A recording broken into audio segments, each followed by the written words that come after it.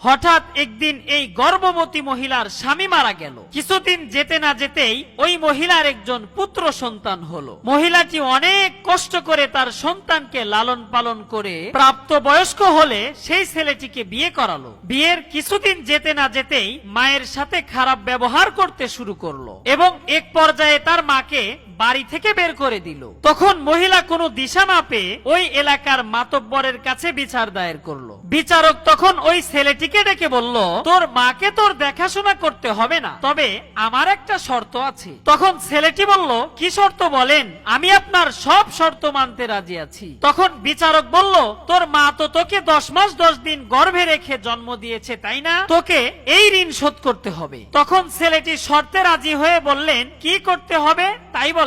বিচারক তার পেটে একটি ইট বেঁধে দিয়ে বললেন, এটা 10 মাস 10 দিন না, মাত্র 3 মাস তোর পেটে বেঁধে রাখবি, তাহলে তোর অপরাধগুলোকে ক্ষমা করে দেওয়া হবে, অন্যথায় তোকে গ্রাম থেকে বিতাড়িত করা হবে, আর এতদিন আমি তোর মায়ের দেখাশোনা করব। ছেলেটি এবার বিচারকের কথায় রাজি হয়ে পেটে ইট বাঁধা অবস্থায় চলে গেল। পেটে ইট বাঁধা অবস্থায় 2-1 দিন খুব ভালোই যাচ্ছিল, কিন্তু 3 দিন পর তার কাছে 10 মণ ওজনের পাথরের মতো মনে হলো। তখন ছেলেটি তার ভুল বুঝতে পেরে মায়ের পা ধরে ক্ষমা চাইলো। তখন ছেলেটি বুঝতে পারলো একজন মা কতটা কষ্ট করে তার ছেলেকে লালন পালন করে এবং জন্ম দেয়।